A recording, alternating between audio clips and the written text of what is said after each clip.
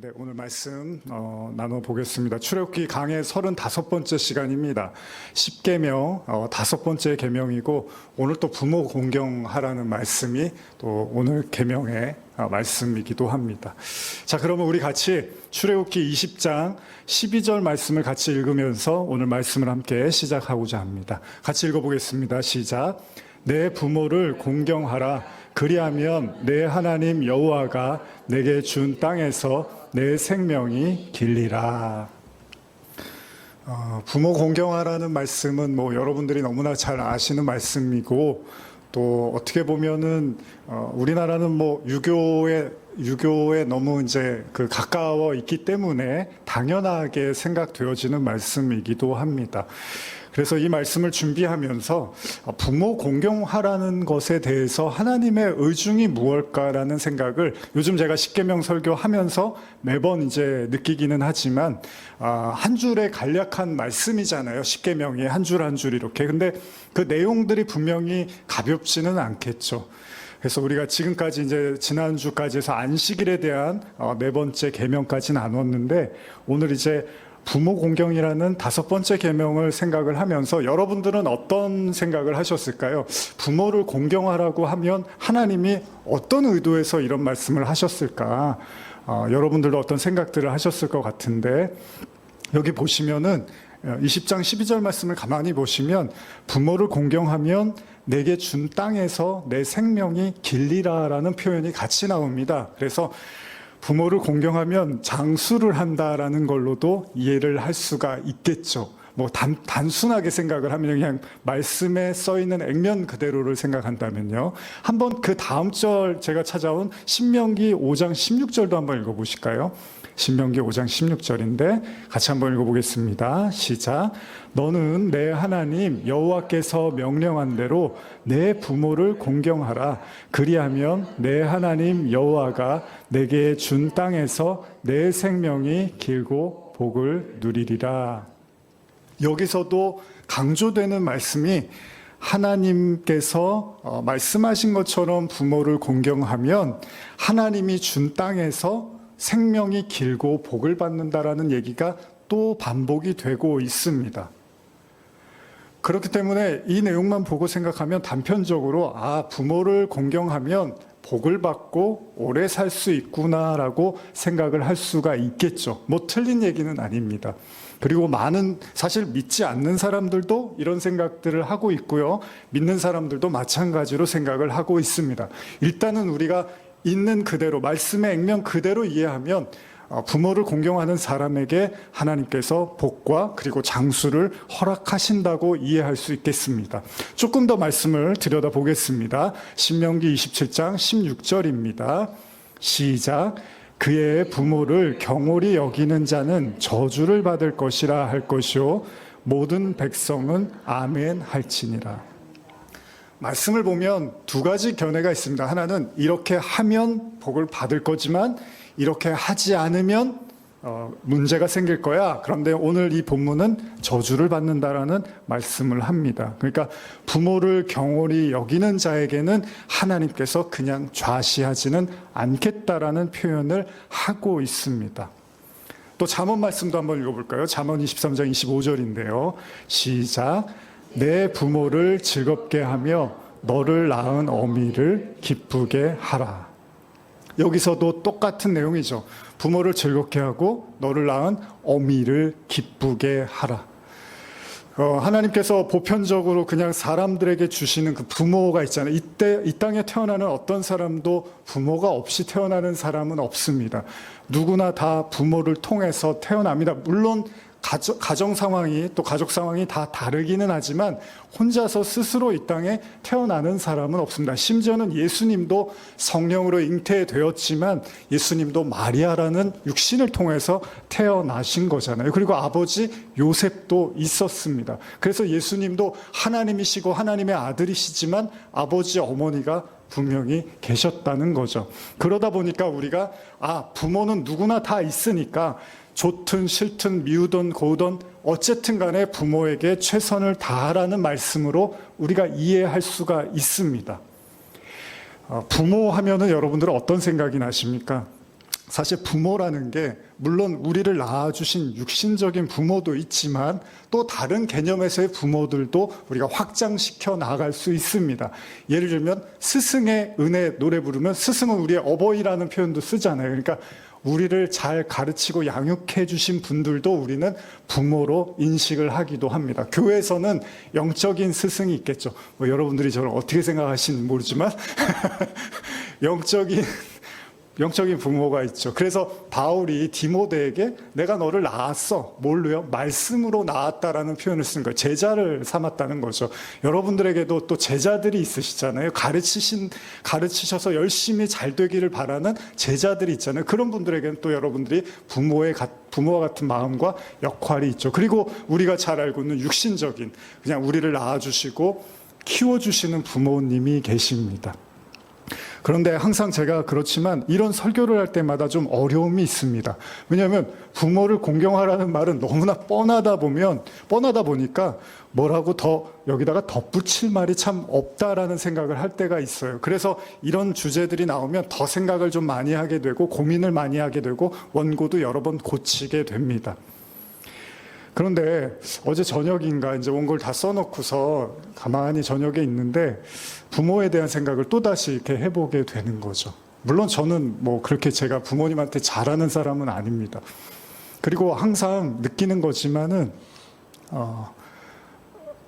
뭔가 잘해드리고 싶은 마음이 있고 그렇긴 하지만 그게 제 마음같이 또 잘 되는 것 같지는 않아요. 그리고 사실 상대방, 그러니까 부모님이 행복해야지 행복한 거잖아요. 뭐 제가 잘해드려도 또 부모님이 만족을 하셔야지 그게 기쁨이 되는 거잖아요. 그런저런 생각을 하다 보면 뭐 항상 부족하다는 생각들을 많이 하게 되거든요. 근데 또 바꿔서 생각해 보면 이제 저도 아빠가 되고 또 아이가 있다 보니까 그 부모님의 마음을 어느 정도는 이해는 할 수 있을 것 같습니다. 사실은 우리가 두려움에 대한 제가 이야기를 많이 드리지만, 왜냐하면 인간이 갖고 있는 고질적인 질병 중에 하나가 선악과를 먹고 하나님이 무서워서 피해 다녔던 거잖아요. 그게 두려움이잖아요. 그러다 보니까 인간이 갖고 있는 두려움이 많이 있는데 이런저런 이유로 인간은 두려움을 가지고 있단 말이에요. 그래서 세상을 살아나가는 데 있어서 또 어떤 일을 하는 데 있어서 많은 두려움을 갖고 사는데, 근데 사람이 고민하지 않는 어떤 일들이 있습니다. 그게 뭐냐면 자식에 관한 문제에서만큼은 뭐 다 그렇진 않지만 대부분의 부모들은 자기의 생명을 내놓는 것에 대해서 그렇게 깊게 생각하지는 않을 겁니다. 그러니까 내가 만약에 내 자식을 살리기 위해서 내 몸이 필요하다라는 생각이 들면 크게 오래 고민하지 않고 그냥 내 한 몸 바쳐서 아이가 잘 될 수 있으면 그렇게 해야겠다라는 생각을 하겠죠. 그게 사실 부모님의 마음이시잖아요. 그래서 뭐 어르신들께서도 가끔 저에게도 이제 말씀을 해주시지만 부모님들 마음, 특히 어머니 마음이 이 자식들에 대한 그런 안타까움과 걱정이 굉장히 크다. 그래서 본인이 힘들어도 아이들에 대한 이제 아이들이 아프다, 뭐 아이들이 힘들다는 얘기를 들으면 거기에 더 마음이 쓰이는 것이 부모님의 마음이다라는 이야기도 이제 저도 가끔 듣게 됩니다. 그런데 저도 공감할 수 있는 것 같아요. 그런 부모님의 마음이 굉장히 바다같이 하늘같이 넓고 크잖아요. 그러니 하나님의 마음은 어떻겠습니까? 이 보여지는 육신적인 부모님의 마음도 이렇게 헤아리기가 어렵다면 아마 하나님의 마음은 더더욱 우리가 알 수도 헤아릴 수도 없겠죠. 그러나 보여지는 측면에서는 다 그렇지는 않습니다. 사실 아버지하고 아들과의 관계가 그렇게 좋은 집들이 많지 않고요. 또 의외로 부모님과 자식과의 관계가 아주 돈독한 경우들이 많지 않은 경우들도 우리는 보게 됩니다. 왜냐하면 부모님이 자식에 대한 마음이 없어서가 아니라 또 자식이 부모님에 대한 사랑이 없어서가 아니라 수많은 오해와 갈등과 여러 가지 이유들로 인해서 서로 상처 아닌 상처를 받아서 점점 더 멀어지는 경우들도 많이 있습니다. 그러나 근본적으로 자녀들은 부모에 대한 사랑을 가지고 있고 또 부모님은 자녀에 대한 정말 애틋한 마음을 갖고 있다는 걸 우리는 보편적인 원리에서는 부인할 수는 없습니다. 그래서 그 자체만 놓고 봐도 하나님께서 그 인간에 대한 사랑을 부모님을 통해서 우리에게 전달하시는 걸 보면 그 하나님의 사랑이 얼마나 무한하고 클 것인가를 우리가 조금은 가늠할 수 있다는 거죠. 오늘 여러분들은 두 가지 관점으로 들으셔야 됩니다. 하나는 보여지는 육신의 부모, 또 하나는 그 육신의 부모를 우리에게 허락하신 하나님, 부모로서의 하나님의 마음을 생각해 볼 필요가 있다는 겁니다. 자, 그럼 마태복음 이제 예수님의 말씀을 한번 들어볼게요. 마태복음 15장 4절에서 6절입니다. 같이 한번 읽어보겠습니다. 시작. 하나님이 이르셨으되 내 부모를 공경하라 하시고 또 아버지나 어머니를 비방하는 자는 반드시 죽임을 당하리라 하셨거늘 너희는 이르되 누구든지 아버지에게나 어머니에게 말하기를 내가 드려 유익하게 할 것이 하나님께 드림이 되었다고 하기만 하면 그 부모를 공경할 것이 없다 하여 너희의 전통으로 하나님의 말씀을 폐하는도다. 제가 현대어로 한 번 더 읽어드릴게요. 이게 무슨 말인지 한번 더 들어보세요. 예수께서 대답하셨다. 너희는 왜 전통을 핑계 삼아 하나님의 계명을 어기고 있느냐? 하나님의 율법에는 내 아버지와 어머니를 공경하라. 누구든지 부모를 욕하는 자는 죽어야 한다고 하였다. 그런데 너희는 그 말을 내 부모에게는 필요한 것을 못 해줄지라도 그 대신 돈으로 하나님께 바치면 용서를 받는다고 고쳐 말한다. 이렇게 너희는 인간이 만든 규칙으로서 부모를 공경하고 받들라고 하신 하나님의 계명을 무시하고 있다. 어떤 의미인지 아시겠죠? 그러니까 이런 거예요. 내가 하나님만 열심히 섬기면 부모는 내가 잊어도 되지 않습니까? 내가 하나님을 위해서 이렇게 하는 겁니다. 뭐 돈이든 내 열정이든 힘이든 내가 하나님께 이렇게 했으니까 부모님은 좀 잊어도 되지 않겠습니까? 이런 얘기죠. 근데 예수님이 이거를 꼬집습니다.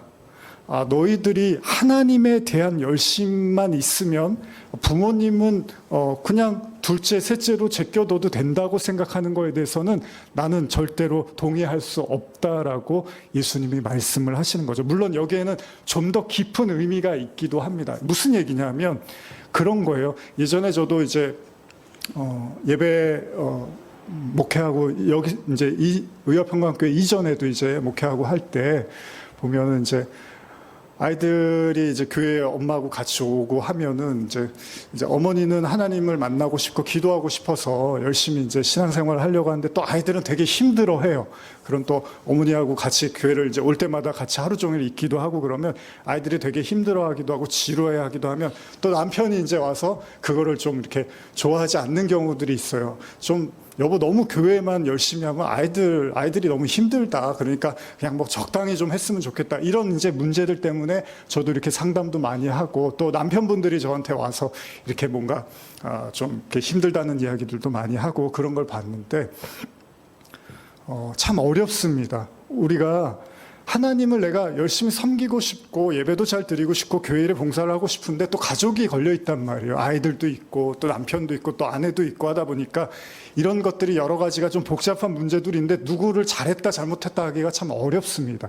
그런데 예수님이 말씀하시는 거는 어쨌든 간에 하나님도 섬기지만은 그 부모와 그리고 가족들에 대한 이야기들도 예수님이 빠뜨리시지는 않는다는 겁니다. 그러니까 이것들이 잘 조화를 이루는 걸 우리가 보편적으로 건강한 신앙이라고 하는 거잖아요.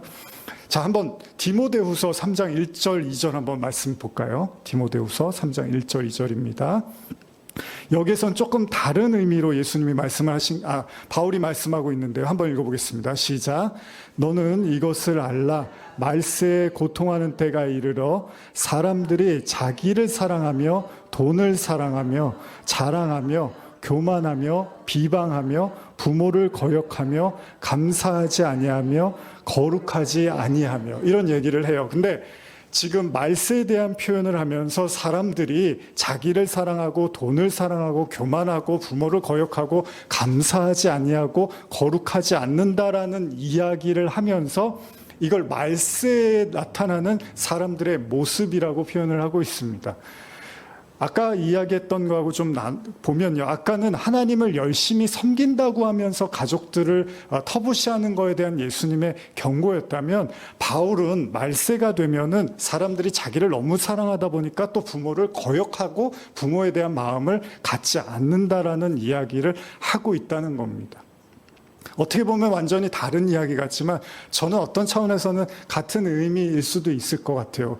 왜 그러냐 하면 지금 예수님이 말씀하시는 거는 너희가 하나님을 열심히 섬기기 위해서 부모를 잊고 부모에 대해서 그냥 대충 해도 된다고 생각한다면 그거는 하나님이 받으시는 게 아니라는 거잖아요. 그건 하나님이 원하시는 게 아니라는 거잖아요. 또 뒤집어서 디모데후서 3장에서는 말세가 되면은 사람들이 자기를 사랑하다 보니까 부모에 대해서 마음을 점점점 내려놓게 된다는 거잖아요. 근데 이것도 어떤 원리에서 같은 선상 위에 놓여 있는 이야기라는 겁니다. 우리가 지난주에 안식일에 대한 설교를 나누면서 저는 이런 이야기를 했습니다. 안식일은 예수님이 그러시잖아요. 안식일은 사람을 위한 거다라는 말씀을 하십니다. 그러니까 안식일이 사람을 위해서 있는 거지 안식일을 위해서 사람이 있는 게 아니라는 겁니다. 무슨 얘기냐면 우리가 하나님께 마음과 정성과 생각과 뜻을 다해서 경배하고 예배드리고 그 신앙을 갖는 건 중요하지만 그 신앙은 어떻게 나타나냐 하면 내 이웃을 내 몸과 같이 사랑하는 걸로 나타난다는 겁니다. 그러니까 결과적으로는 사람한테 나타난다라는 겁니다. 그러니까 하나님에 대한 신실한 믿음은 결국 사람들에게 나타날 수밖에 없는데 고르반에 대한 예수님의 그 바리새인들의 어떤 율법적인 신앙을 꼬집으면서 너희가 하나님을 정말 사랑해서 그렇게 하는 것 같니? 아니야. 그건 너희 자신을 드러내기 위한 거야. 너희가 정말로 하나님을 사랑한다면 너희 부모를 그렇게 터부시할 수 없어라고 이야기를 하는 거죠. 마찬가지로 말세 때에도 자기를 너무 사랑하다 보니까 타인들, 부모를 사랑하지 않고 거역하는 것들이 똑같은 의미로 이야기를 하고 있다는 겁니다. 여러분, 성경의 핵심은 하나님 사랑인데 그 하나님의 사랑은 결국은 이웃사랑으로 나타나는 거고 그 이웃사랑에는 나와 가장 가까운 부모와 가족들도 포함이 되어 있다는 겁니다. 그래서 이 어떻게 보면은 이 마음을 지키는 게 쉽지 않은 것 같아요. 내가 하나님도 사랑하지만 그 하나님은 또 가족과 이웃을 사랑하라고 말씀을 하신다는 거죠. 말세 때에 대한 예수님의 말씀을 좀 더 읽어볼까요? 마태복음 10장 21절 한번 읽어보겠습니다. 시작. 장차 형제가 형제를 아버지가 자식을 죽는 데에 내주며 자식들이 부모를 대적하여 죽게 하리라. 이 말씀은 좀 다른 양상인데요. 그 밑에 있는 것도 한번 읽어볼까요? 13장 12절인데요. 마가복음 시작. 형제가 형제를 아버지가 자식을 죽는 데에 내주며 자식들이 부모를 대적하여 죽게 하리라. 물론 이건 말세에 대한 어떤 무시무시한 말씀이기도 하지만 그냥 오늘은 부모 공경에 대한 관점에서 보면 이 말세에 대한 예수님의 언급 중에 아버지와 자식과 그리고 부모와 자식들, 형제가 형제를, 아버지가 자식을 이런 깨어진 관계에 대해서 이야기를 하고 있습니다. 가만히 보면 부모를 공경하라는 기본적인 토대의 말씀이 깨어져 가는 것을 말세로 지금 예수님도 그리고 바울도 계속 언급을 하고 있다는 겁니다. 여러분들의 가정은 어떠십니까? 여러분들의 가족과의 관계 그리고 부모와 자녀들과의 관계를 한번 생각해 볼 필요가 있습니다. 물론 어떤 핍박이 오고 장차 그 말세가 되면은 하나님을 대적하는 어떤 원수들의 세력에 의해서 타락하고 믿음이 떨어져 나가면서 이런 일이 벌어진다고 생각하는 것도 맞지만 그냥 단순하게 부모 공경의 차원에서만으로도 우리는 충분히 우리의 신앙을 되짚어 볼 수 있다는 것입니다. 아마 여기 앉아 계신 분들 중에 또 말씀을 듣는 분들 중에 부모와 자녀의 관계, 이 관계가 우리 가족 정도면은 괜찮지. 이 정도면은 어디에 얘기해도 뭐 크게 나쁘지 않을 거라고 생각하시는 분도 있지만 또 한편으로는 부모님에 대한 어떤 좀 좋지 않은 마음들을 계속 가지고 있기도 하고 또 자녀들에 대한 어떤 좀 분노나 미움이 있으실 수도 있다라는 겁니다. 그러나 그것이 예수님이 말씀하시고 바울이 이야기한 것처럼 마지막 때가 되면 이런 관계들이 금이 가기 시작하고 서로가 서로를 죽이는데 내어주게 된다는 것입니다. 그러니까 그게 꼭 말세가 오지 않더라도 우리의 가정 안에 우리 가족과의 관계 속에서 이런 일들이 일어나고 있다면 우리는 심각하게 우리의 신앙과 그리고 하나님과의 관계를 생각해 볼 필요가 있다는 것입니다. 계속해서 한번 에베소서 6장 말씀 한번 읽어볼까요? 에베소서 6장 1절에서 3절입니다. 시작. 자녀들아, 주 안에서 너희 부모에게 순종하라. 이것이 옳으니라. 내 아버지와 어머니를 공경하라. 이것은 약속이 있는 첫 계명이니 이로써 내가 잘되고 땅에서 장수하리라.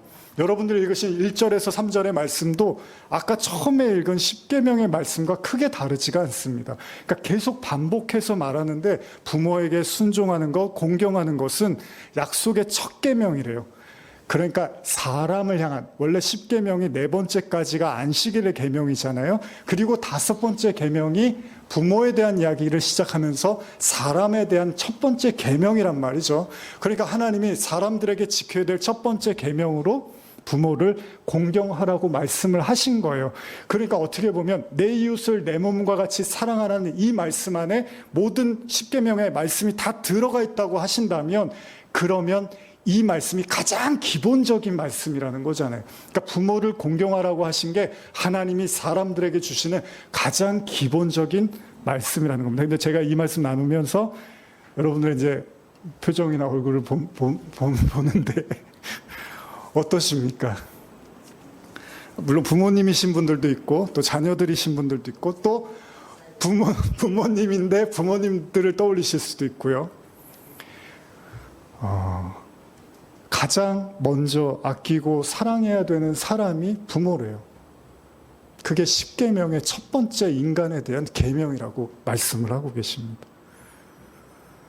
근데 그게 쉽지도 않아요. 또 가족이라는, 또 부모 자식 관계라는 게 또 그렇게 쉽지만은 않습니다. 그럼 여러분 여기서 한번 생각을 해보고 싶어요. 도대체 부모 공경은 뭐죠? 뭐 어떻게 하는 거죠? 뭐 부모님이 교회 가지 말라 그러면 가지 말아야 되는 거잖아요. 부모 공경하면. 도대체 하나님이 말씀하시는 부모 공경이라는 게 뭘까요? 여러분들이 생각하는 부모 공경은 뭐죠? 아니, 여러분들은 어떻게 부모님을 공경하셨죠? 그리고 지금 어떻게 부모님을 공경하고 계시나요? 요즘 제가 반복적으로 드리는 말씀이지만 우리가 너무나 잘 알고 있다라는 그 문장이나 문구를 한 번만 더 생각해 보면 실제로 잘 모르고 있는 경우가 많습니다. 부모 공경이 뭐죠? 자라 그러면 자고, 일어나라 그러면 일어나고, 밥 먹으라 그러면 밥 먹고, 시키는 대로 잘하는 게 부모 공경인가요? 아니면 돈 많이 벌어서 여행 보내드리고, 맛있는 거 사드리고, 그런 건가요? 그러니까 부모 공경이라는 말이 뭐죠? 어렵더라고요. 부모님들은 어떨 때 제일 만족이 되시나요? 자식들이 어떻게 해드리면? 어렵습니다. 그 부모님의 마음을 만족시켜드리는 게 부모 공경인가? 그 부모님의 욕구와 욕망을 다 해소해드리는 게 부모 공경인가? 뭘까요? 어렵습니다. 골로새서 3장 20절에서 24절 한번 읽어볼까요? 똑같은 얘기지만 한 번 더 보겠습니다. 시작. 자녀들아, 모든 일에 부모에게 순종하라. 잠깐만요. 모든 일에 부모에게 순종하래요. 요즘 세상에 이런 이야기 하면 요즘 젊은이들은 안 오거나 자주 안 만날 것 같아요, 어른들을. 모든 일에 부모에게 순종하라. 계속 읽어볼까요? 이는 주 안에서 기쁘게 하는 것이니라. 아비들아, 너희 자녀를 노엽게 하지 말지니 낙심할까 함이라. 종들아, 모든 일에 육신의 산자들에게 순종하되 사람을 기쁘게 하는 자와 같이 눈가림만 하지 말고 오직 주를 두려워하여 성실한 마음으로 하라. 무슨 일을 하든지 마음을 다하여 주께 하듯 하고 사람에게 하듯 하지 말라.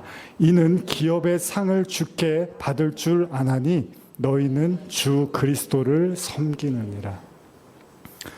그래도 바울이 골로새서를 통해서 힌트를 주고 있는 것 같습니다.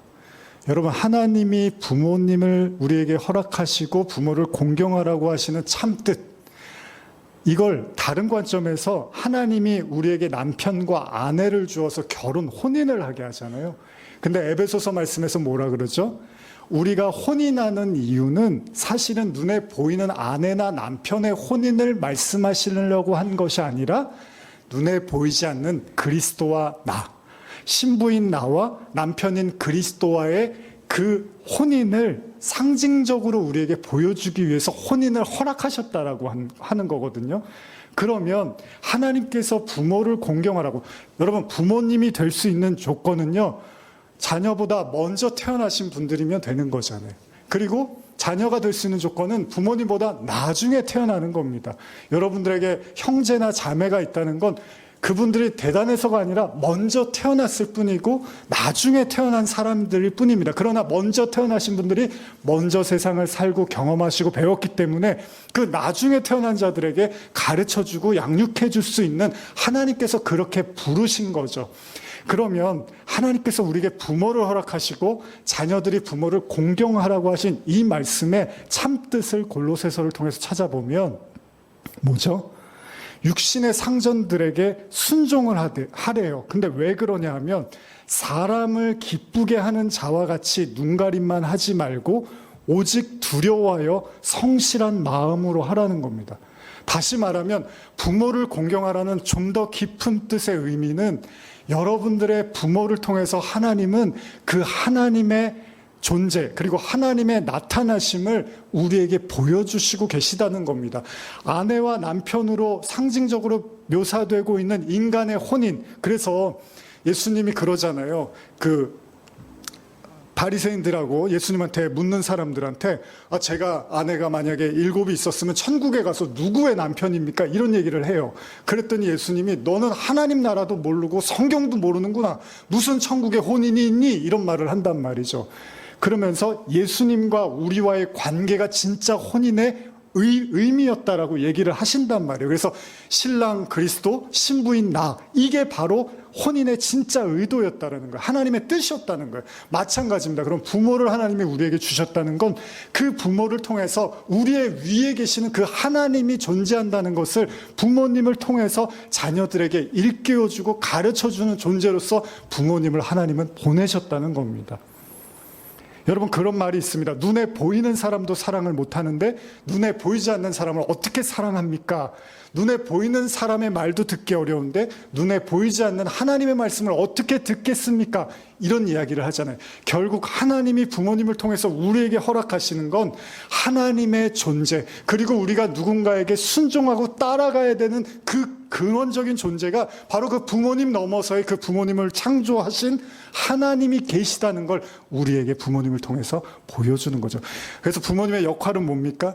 자녀들이, 우리가 보통 성인이 되기까지는 부모님들이 밥을 해주고 학교도 보내주고 등록금도 내주고 그렇게 키워줍니다. 독립을 할 때까지 부모님은 자라게 해줍니다. 그게 뭐죠? 자녀가 성인이 될 때까지 부모님은 자라게 해주는 역할을 하는 거예요. 마찬가지입니다. 영적인 부모, 메시지, 하나님의 말씀도 여러분들을 그리스도의 장성한 분량에 이를 때까지 열심히 설교하고 기도하고 나누어서 여러분들이 하나님의 그 자녀, 아들로서 그리스도인으로서 살아갈 수 있는 역할을 해주는 거죠. 그러니까 부모님의 진짜 역할은 보이지 않는 하나님을 나타내는 존재로서 하나님이 부모님을 우리에게 허락하신 거라는 거죠. 그래서 자꾸 순종하라, 공경하라, 말씀을 잘 들어라, 그러면 땅에서 복을 받고 장수를 한다는 이야기를 계속 하고 있다는 겁니다. 물론 그러면 믿지 않는 사람들은 어떡합니까? 이렇게 이야기할 수 있잖아요. 근데 성경은 믿는 사람들, 성도에게 주시는 하나님의 말씀이라는 겁니다. 그러니까 저나 여러분들이나 여러분들에게 이제 계셨던 부모님이 계시고 또 지금 계시기도 하고 또 자녀들을 보시기도 하겠지만 이 모든 관계는 하나님의 말씀과 신앙을 자라나기 위한 그 운영 관계로서 하나님이 계속해서 움직이시고 역사하고 있다는 겁니다. 실제로 저도 부모님을 통해서 가장 많은 것들을 느끼고 깨닫고 제 자신을 돌아보기도 합니다. 부모님이 저한테 꼭 많은 설교를 하시고 신앙적 가르침을 주지 않아도 부모님을 통해서 제 자신을 참 많이 돌아보게 되는 것 같아요. 하나님은 분명히 부모님을 통해서 저에게도 말씀하고 계시는 것 같습니다. 하나님은 사람을 통해서 말씀하십니다. 직접 꿈에서나 짠하고 나타나시는 그런 특이한 경험들도 있겠지만 대부분의 경우는 하나님은 사람을 통해서 말씀하신다는 겁니다. 우리가 여기서 알 수 있는 첫 번째 의미는 뭡니까? 부모는 보이지 않는 하나님에 대한 섬김과 공경의 대상임을 우리가 기억해야 된다는 것입니다. 근데 여러분, 예수님이 그런 부모님에 대한 이야기를 할 때 항상 공경에 대한 이야기만 하신 건 아닙니다. 요건 좀 다른 얘기인데요. 요것도 한번 읽어보겠습니다. 마태복음 12장 46절에서 50절인데요. 이번 저하고 한 번씩 교독해 볼까요? 제가 먼저 읽겠습니다. 예수께서 무리에게 말씀하실 때 그의 어머니와 동생들이 예수께 말하려고 밖에 섰더니 한 사람이 예수께 여짜오되 보소서 당신의 어머니와 동생들이 당신께 말하려고 밖에 서 있나이다 하니 말하던 사람에게 대답하여 이르시되 누가 내 어머니이며 내 동생들이냐 하시고 손을 내밀어 같이 읽게요. 손을 내밀어 제자들을 가리켜 이르시되 나의 어머니와 나의 동생들을 보라. 누구든지 하늘에 계신 내 아버지 뜻대로 하는 자가 내 형제요 자매요 어머니니라 하시더라. 예수님이 말씀하십니다. 예수님이 말씀을 전하고 다니시니까, 기이한 말씀을 전하니까 바리새인들하고 유대인들이 핍박을 하잖아요. 그러니까 가족들이 걱정이 되니까 그 어머니 마리아와 동생들이 찾아온 거예요. 왜? 저 미쳤다고, 예수님 미쳤다고, 이제 말씀 그만 전하게 하려고. 그랬더니 예수님이 그 얘기를 듣고서 화를 내시면서 누가 내 어머니고 누가 내 형제고 자매냐고 이런 말씀을 하세요. 이제 여기서 우리가 부모 공경에 대한 그 더 깊은 생각을 할 필요가 있습니다. 예수님이 지금까지는 부모를 공경하라고만 하셨는데 갑자기 예수님이 자신의 어머니하고 형제들 향해서 누가 내 형제고 어머니냐고 하면서 화를 내시더라는 겁니다. 그러니까 예수님은 무작정 공경하라고 하시는 게 아니에요. 더 깊은 뜻이 있다는 거죠. 한번 더 심각한 말씀을 한번 보겠습니다. 마태복음 10장 35절에서 37절인데요. 시작. 내가 온 것은 사람이 그 아버지와 딸이 그 어머니와 며느리가 시어머니와 불화하게 하려 함이니 사람의 원수가 자기 집안 식구리라. 아버지나 어머니를 나보다 더 사랑하는 자는 내게 합당하지 아니하고 아들이나 딸을 나보다 더 사랑하는 자도 내게 합당하지 아니함. 예수님은 분명히 말씀을 하십니다. 그러니까 무작정 부모 공경해라 이런 게 아니에요. 심지어는 사람의 원수가 자기 집안 식구라고도 말씀을 하십니다. 그리고 예수님이 이 땅에 오신 이유는 가족의 관계를 불화하게 만들려고 한다는 말씀도 하십니다. 그러면서 예수님이 내리신 결론은 뭐냐? 아버지나 어머니를 나보다 더 사랑하는 자는 내게 합당하지 아니하고 아들이나 딸을 나보다 더 사랑하는 자도 내게 합당하지 않다. 사실 이게 예수님이 진짜 하고 싶었던 말씀입니다. 왜 그렇죠, 여러분? 왜 그렇죠? 예수님의 아버지는 하나님이니까. 그렇잖아요. 예수님의 아버지가 요셉이나 마리아에서 머물러 있지 않잖아요. 진짜 예수님의 아버지는 하나님이었잖아요. 그러면 우리도 성도로서 우리의 진짜 아버지, 우리의 진짜 부모는 사실은 육신적 부모님도 당연히 계시지만 거기에서 멈추라는 게 아닙니다. 성경은 진짜 하나님이 우리의 부모라는 사실을 기억하라는 거죠. 마태복음 19장 29절 한번 읽어볼까요? 시작. 또 내 이름을 위하여 집이나 형제나 자매나 부모나 자식이나 전토를 벌인 자마다 여러 배를 받고 또 영생을 상속하리라. 이제는 또 벌이라고 얘기를 하시는 거예요.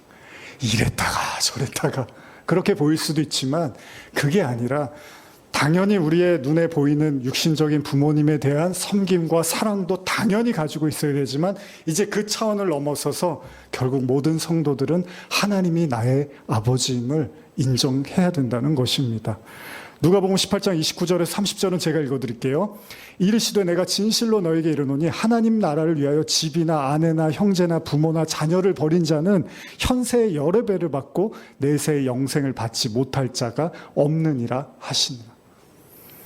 물론 이런 이야기들이 사람들에게 충돌이 옵니다. 마음이 불편해질 수 있어요. 결국 그럼 가족들을 버리라는 얘기인가? 근데 예수님은 그런 얘기를 하시는 게 아니라 그랬다면 예수님이 앞에서 고르반에 대한 말씀을 하시지 않았겠죠. 항상 우리가 말씀을 보면서 기억해야 될 건 하나님을 사랑하는 만큼 이웃을 사랑하는 것이 항상 우리에게 병행되어야 된다는 건 예수님의 가장 중요한 가르침입니다. 여러분, 십계명도 마찬가지고 성경의 근본적 가르침은 하나님 사랑과 이웃 사랑은 떼어놓을 수가 없다는 겁니다. 그러면 예수님이 지금 이런 말씀을 하시는 건 여러분도 한번 생각해 보세요. 제가 요즘 잘 하는 얘기가 뭐냐면, 가족은 단순한 의지의 대상이 아니라 사랑의 대상이라는 말씀을 여러 번 많이 드리잖아요. 그게 왜 그러냐면, 인간은 약하기 때문에 의지하면 언젠가는 상대방도 힘들어져요. 그래서 상대방도 약해지면 결국 내가 의지하다가 나도 실망도 하고 기대감이 무너지기도 합니다. 그러나 여기서 말씀하시는 모든 걸 버리고 주님을 따르라는 건요, 여러분과 제가, 성도는요, 사람을 어떻게 사랑해야 되냐면, 우리가 알고 배워오고 받아온 방식으로서의 사랑이 아니라 여러분들이 하나님과의 관계 속에서 받은 은혜로 사랑하는 게 진짜 사랑이지, 단순하게 세상 사람들도 다 할 수 있는 그 인간의 사랑으로 사랑하는 데는 어떤 방식으로든지 그 한계에 봉착하게 돼 있다는 겁니다. 그러면 나중에는 가까웠던 관계가 오히려 더 악화가 되고 안 보는 관계가 되기도 하는 게, 인간의 사랑의 끝이 그런 식으로 결론이 되어지는 경우들이 많이 있다는 겁니다. 그런데 하나님의 사랑으로 사랑을 하라는 건, 하나님은 대가를 바라는 사랑으로 우리에게 주신 게 아니다 보니까 우리도 그 사랑으로 나누다 보면 대가를 구하지 않고 요구하지 않는 사랑에 대해서 조금씩 깨달아가게 된다는 겁니다. 인간이 가장 힘들어질 때가 언제냐면, 내가 준 사랑에 대한 대가를 기대하고 생각하면 점점점 뒤통수도 맞고 가슴도 아프고 배신감도 느끼는 게 사람의 마음이라는 겁니다. 근데 이 과정을 하나님이 계속 우리에게 가르치시는 거예요. 사람의 사랑의 한계, 그러나 하나님의 사랑의 무한함을 우리에게 배우게 하는 거죠. 그래서 부모님의 사랑은 대가를 요구하는 사랑이 아닙니다. 근원적으로 부모님의 마음은 그냥 자식들이 행복하고 잘 살면 되는 거예요. 그게 정말 부모님이 원하는 거예요. 나한테 뭘 잘해주지 않아도, 나한테 뭘 대단한 걸 해주지 않아도 그냥 너희들이 내 눈에서 정말 행복하게 보이면 난 그걸로 만족이야 라는 게 대부분들의 부모님의 마음이거든요. 왜요? 하나님의 마음이 그래요.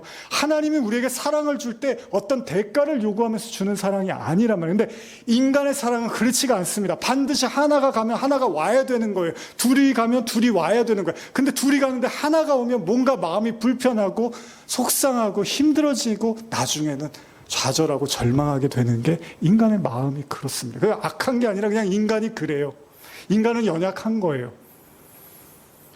그래서 예수님이 진짜로 너희가 사랑을 원하면 다 내려놓고 너의 방식으로 인간을 사랑하고 가족을 사랑하려고 하는 그 마음도 내려놓고 하나님을 깨닫고 은혜를 받고 사랑을 깨닫게 되면, 그때 비로소 진짜 가족을 사랑하게 되고 진짜 이웃을 사랑할 수 있게 된다는 겁니다. 그래서 여기서 현세의 여러 배를 받는다는 표현이 그건 거예요. 새로운 가족을 얻는다는 거예요.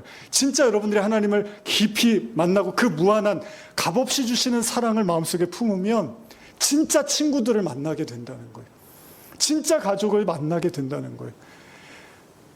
인과 율에 의해서 좌지우지되는 인간관계가 아니라, 가족관계가 아니라 하나님의 무한한 사랑으로 움직여지는 그 관계성을 우리가 마음에 품게 된다는 것입니다.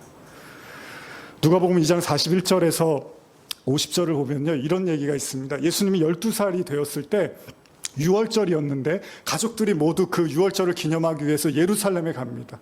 근데 그때 아버지 요셉과 그리고 어머니 마리아가 그 예수님이 거기에 있는 거, 그냥 그 예루살렘에 머문 걸 깜빡하고 집에 돌아와요. 근데 나중에 보니까 예수님이 안 온 거예요. 집에 없는 거예요. 그래서 다시 찾아가 보니까 예수님이 예루살렘 성전에 앉아 계십니다. 그때 예수님이 이런 얘기를 하는데, 한번 그 구절만 찾아서 볼까요? 누가복음 2장 48절에서 50절인데요. 이거 한번 같이 읽어볼까요? 시작. 그의 부모가 보고 놀라며 그의 어머니는 이르되, 아이야 어찌하여 우리에게 이렇게 하였느냐? 보라, 내 아버지와 내가 근심하여 너를 찾았노나. 예수께서 이르시되, 어찌하여 나를 찾으셨나이까? 내가 내 아버지 집에 있어야 될 줄을 알지 못하셨나이까 하시니, 그 부모가 하신 말씀을 깨닫지 못하더라. 예수님이 성전에 계셨는데 마리아하고 요셉이 예수님이 거기 계신 걸 모르고 찾아갔어요. 며칠 만에 찾아서 봤더니 예수님이 내가 아버지 집에 있는 게 뭐 잘못됐나요? 이렇게 말씀을 하신 거예요. 그렇습니다. 예수님은 하나님 아버지, 그 하나님의 아들이었던 거죠. 여러분들도 마찬가지입니다. 여러분들에게도 가족이 있고 부모님이 있고 자녀가 있지만 근본적으로 여러분들의 실존은 하나님의 자녀입니다. 여러분들은 하나님의 아버지의 아들입니다. 딸입니다. 이게 우리가 가져야 될 성도의 현실입니다. 예수님은 당당하게 말하는 거예요. 내 아버지의 집에 있는 게 뭐 잘못됐습니까? 그런데 문제는 뭡니까? 마리아와 요셉은 그 예수님이 하나님의 아들임에도 불구하고 그걸 받아들이지 못하고 깨닫지 못하고 있었다는 겁니다. 아마 여러분들의 가족 중에서도 그럴 수 있어요. 네가 하나님의 자녀라고? 너의 아버지가 하나님이라고? 넌 내 가족이잖아. 내 자녀잖아. 이렇게 이야기할 수 있어요. 그러나 사실 여러분들 모두는 다 하나님의 자녀잖아요. 하나님의 아들이잖아요. 이게 성도의 정체성입니다. 예수님은 당당하게 그 부모님 앞에 이야기합니다. 그제서야 그 마리아와 요셉이 그걸 생각을 했대요. 아, 예수님이 하나님의 아들이었던가? 이게 인간입니다. 아니, 자기 뱃속으로 낳은 예수님인데도 그걸 믿지를 못하고 있는 거예요, 마리아가. 아직도 그걸 깨닫지를 못하고 있었던 거예요. 자, 그러면서 오늘 이제 말씀을 좀 마무리해야 될 것 같은데요. 다시 한번 우리가 생각했으면 좋겠어요. 정말로 부모를 공경한다는 게 뭘까? 가장 현실적이고 실질적인 관점에서의 말씀을 나누고 마무리를 하고자 합니다. 이 말씀들 한번 같이 읽었으면 좋겠는데요. 누가복음 16장 19절 한번 먼저 읽어볼까요? 누가복음 16장 19절입니다. 시작. 한 부자가 있어 자색 옷과 고운 베옷을 입고 날마다 호화롭게 즐기더라. 여러분들이 잘 아시는 부자와 나사로의 비유입니다. 누가복음 16장에 기록된 내용인데요. 한 부자에 대한 이야기로 예수님이 시작을 합니다. 자, 그 다음 22절에서 25절입니다. 시작.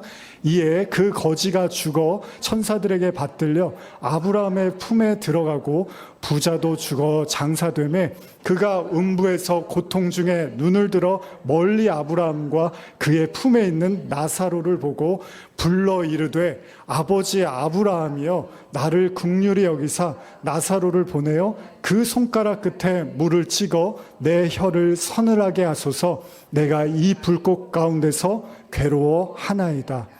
아브라함이 이르되 예, 너는 살았을 때 좋은 것을 받았고 나사로는 고난을 받았으니 이것을 기억하라. 이제 그는 여기서 위로를 받고 너는 괴로움을 받느니라. 무슨 이야기입니까? 부자와 나사로가 있었는데 부자는 매일 잔치를 벌이면서 행복하게 살았어요. 거지는 먹을 게 없어서 부자의 상에서 떨어진 음식으로 배를 불리며 살았습니다. 그런데 죽어보니까 부자는 지옥에 간 거예요. 그리고 거지는 아브라함의 품에 천국에 안겨 있는 겁니다. 너무 기가 막힌 현실에서 부자가 당황을 합니다. 내가 이 불꽃 가운데서 내 혀가 너무나 뜨거워서 괴롭습니다. 나에게 물 한 방울만 주십시오라고 이야기를 합니다. 그때 아브라함이 말합니다. 너는 살았을 때 잘 살고 부유하지 않았느냐? 좋은 것만 받지 않았느냐? 나사로는 이렇게 고통을 받았으니까 이제 나사로는 여기서 위로를 받고 너는 괴로움을 받을 거다. 이 이야기입니다. 예수님이 이런 비유를 하세요. 그리고 나서 27절, 28절 한번 읽어볼까요? 시작. 이르되 그러면 아버지여 구하노니 나사로를 내 아버지의 집에 보내소서. 내 형제 5이 있으니 그들에게 증언하여 그들로 이 고통받는 곳에 오지 않게 하소서. 부자가 말을 합니다. 뭐라고 합니까? 그러면 제가 부탁이 하나 있습니다. 지옥에서 그 음부에서 고통받으며 뭐라 하냐면 나사로를 내 아버지의 집에 보내소서. 내가 형제들이 있는데 그리고 내 형제들이 있는데 그들에게 이 고통받는 곳에 오지 않게 해달라고 부자가 요청을 합니다. 저는 이 말씀을 떠올리면서 오늘의 설교를 이렇게 마무리하고 싶었습니다. 부모 공경이 뭘까? 부유하게, 배부르게, 좋은 데 구경시켜드리고 맛있는 거 사드리고 당연히 해드려야죠. 경제적인 여건이 허락된다면 여러분들도 부모님에게 그렇게 최선을 다하시는 게 맞습니다. 그런데 그렇게 부자로 부유하게 즐겁게만 살다가 세상을 떠나게 해드리는 게 진짜 부모를 공경하는 걸까? 만약에 여기에 본문에 등장하는 그 부자처럼 만약에 이 부자의 아들들이 자녀들이 그렇게 자신을 흡족하게 만족하게 그렇게 잔치를 매일 벌려주면서 즐겁게 살았는데 죽고 나서 보니까 그게 음부였다면 진짜 부모 공경이라는 건 뭘까? 너무나 답답한 나머지 이 부자는 말합니다. 우리 아버지 집에다가 나사로를 좀 보내셔서 지금 하나님에 대한 그 신앙과 믿음을 다시 한번 생각하고 회개하고 하나님의 뜻대로 살 수 있도록 이 고통받는 곳에 오지 않게 하소서라고 요청을 합니다. 물론 이 요청조차도 받아들여지지는 않습니다. 저는 여러분들에게 부모 공경, 가족 사랑 마찬가지입니다. 진짜 부모 공경, 진짜 이웃 사랑, 가족 사랑은 여러분들이 하나님을 만날 수 있는 통로로 사용되어지는 것이 가장 가치 있는 일이 아닐까 생각을 해봅니다. 자녀는 자녀로서, 부모님은 부모님으로서, 가족은 가족으로서, 형제는 형제로서, 자매는 자매로서 나를 통해서 저 사람이 하나님을 만날 수만 있다면, 나를 통해서 저 사람이 하나님을 만나서 이 고통받는 곳에 오지 않고 영원한 생명을 누릴 수만 있다면 그게 진짜 부모 사랑이고 자녀 사랑이고 가족 사랑이고 이웃 사랑이 아니겠는가 생각을 해보는 거죠. 그렇잖아요, 여러분. 우리가 돼지나 소를 키우는 이유는 잡아먹기 위함입니다. 열심히 사료를 주고 키우고 길러서 잡아먹잖아요. 나중에 돼지가 나한테 왜 이렇게 잘해주지? 왜 이렇게 맛있는 걸 주지? 했는데 나중에 보니까 자기를 잡아먹으려고 하는 거였어요. 그럼 얼마나 충격이 되겠어요. 마찬가지입니다. 사람과 사람과의 관계에서도 눈에 보여지는 행복과 즐거움만 계속 줬는데 나중에 죽고 보니까 거기가 음부였어요. 그러면 오히려 그 사람들을 이를 갈면서 원망을 할 거예요. 넌 왜 내가 살아있을 때 그 하나님 나라를 한 번도 나한테 제대로 얘기해 준 적이 없냐? 넌 나의 자식으로 살았는데 왜 너는 교회 나가놓고서 왜 너는 나한테 그런 얘기를 안 해줬냐? 엄마 아빠는 왜 부모님으로서 나에게 그 하나님 나라를 얘기해 주지 않으셨습니까? 왜 그러셨습니까? 라고 원망할 수 있잖아요. 오늘 여러분들의 마음에 우리가 어쨌든 부모님으로 자녀로 태어났습니다. 하나님의 대리자로 이 세상에 살고 있는 거예요. 우리의 역할은 우리는 하나님의 대사입니다. 그 사람, 나를 통해서 하나님을 믿고 만날 수만 있다면 거기에 우리의 마음과 생각과 뜻을 모으기를 간절히 축복합니다. 그래서 모두가 다 하나님을 아빠, 아버지라고 부르는 그 날들이 오기를 소원하면서 우리 마지막으로 이 구절 읽고 마치겠습니다. 로마서 8장 15절 그리고 갈라디아서 4장 6절입니다. 시작. 너희는 다시 무서워하는 종의 영을 받지 아니하고 양자의 영을 받았으므로 우리가 아빠, 아버지라고 부르짖느니라. 너희가 아들이므로 하나님이 그 아들의 영을 우리 마음 가운데 보내사 아빠, 아버지라고 부르게 하셨느니라.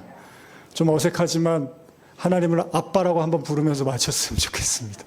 아빠 한번 해볼까요? 보이는 아버지한테도 잘 안 하시나요? 자, 한번 우리 아빠 하면서 마칠까요? 아빠! 네, 오늘 하나님이 우리의 아버지, 아빠이심을 기억하며 하나님의 통로로 사용되시기를 간절히 축복합니다. 기도하시겠습니다.